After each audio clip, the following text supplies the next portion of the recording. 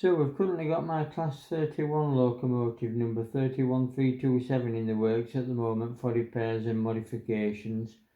So here's the first video in a series of videos detailing what went on and looking at those repairs. So as you can see, the locomotive stripped down to its bare minimum really. Come across a little bit closer, we'll have a look at the other parts I'm hoping to take off and replace. So I think probably the fault lies in this control unit here, which is a PARKSIDE controller, and that came with the locomotive when I purchased it from Station Road Steam. It may be this handset that's at faulty, but I think it's this in particular, the control board. But this is going to be changed out anyway with the new equipment I've ordered. These horns are going to disappear hopefully, and there'll be a speaker appearing and it will get a sound card, etc. Because I've actually ordered to replace all this an MTroniks traction and sound system to replace all of this PARKSIDE equipment. So these circuit breakers will be reconfigured, etc., and reconnected to supply the new equipment that's going in. But that will go, all of this wiring will go hopefully, these horns will disappear, the batteries will remain in the middle, and what I plan to do is to put some YT2 trunking across the base inside, and the batteries will sit on that hopefully, and the trunkings underneath the batteries will then provide access for cabling from one end of the locomotive to the other, without it all being on display and just tied up willy-nilly and looking a bit of a mess, to be fair. So I'm hoping it's going to look a lot tidier when it's finished. But I'll just show you this handset here and we'll have a look at what the intermittent fault appears to be.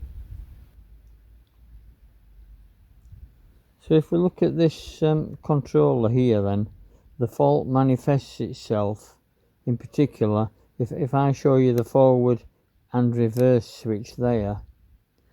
These are key positions to turn this handset on or off, and this is the speed controller here. These are the horns. Of course nothing's connected because there's no batteries in the locomotive, but the problem itself manifests itself that whether you're in reverse or forward, if the fault is on, as soon as you turn the key to activate the handset, the locomotive dashes off in whichever direction you set this to.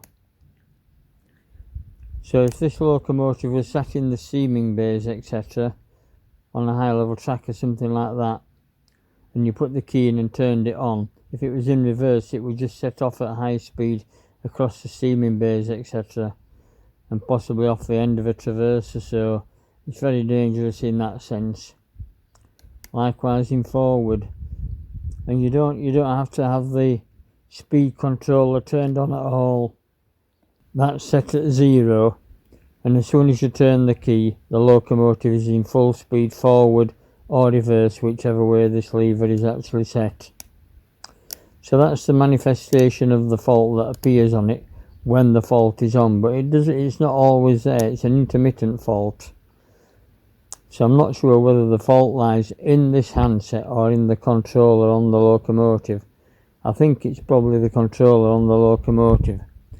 But this will get changed in any event, and it's just as well because I've actually lost the key that fits in there now. So there we are. That's why the locomotive's been currently retired out of service, and it's going to get an electrical and mechanical upgrade in various points. I'll show you a problem I found with the wheel set.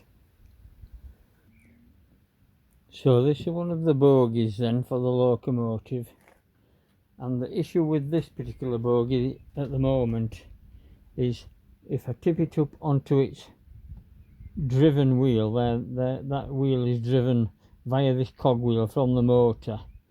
So that wheel is now driven by that motor, but this wheel here should be connected on the axle so both wheels drive onto the track, but this wheel is completely loose on its axle,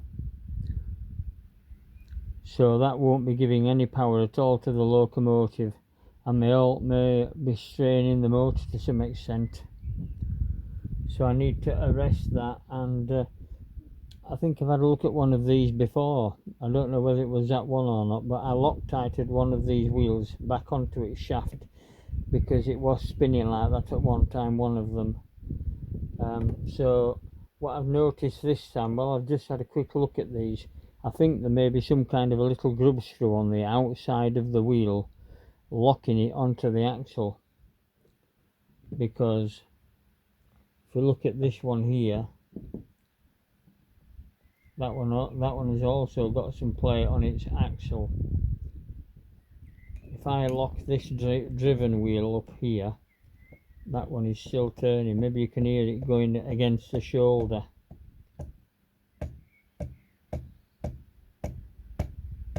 So whether that's the grub screw in there, or whether I thought at one time, perhaps at one time the axles were split and joined in the middle with an overlapping section so they both turned, but I don't think they are. I think I've changed my mind on that thought now. I think it is one solid axle all the way through, and I'll have to take this off and we'll find out. I'll drop this wheel set completely out, we'll strip it down and find out just how these wheels are or were fixed onto the axles on this on the dead side of the axle, if you like. So we'll take it out at some point and we'll have a look during this refurb that we're on with just now. And also, if we look at this, this should be a thrust bearing, but there's no ball race inside it. So I'm going to order 2 new thrust bearings, one for this bogie and one for the other bogie, because both bogies have got the same fault in that the thrust bearings are completely missing, and of course now the chassis just sits down on the top of there and it's just skating round, and it is a bearing surface, but there's no balls in it. So I intend to get 2 new ball races, and then they'll be Loctited down onto this plate here to create a grip on this bottom one, and then this top section of the ball race will rotate on the balls, all being well. That's the thought anyway. So let's see how we go with that. That's the way I'm going to work forward with it. So I have the electrical work to do on the locomotive and this mechanical work to do on these axles and on these bearing surfaces here. So we'll take that in hand and see how we go on. Thanks for watching. We'll see you in the next video.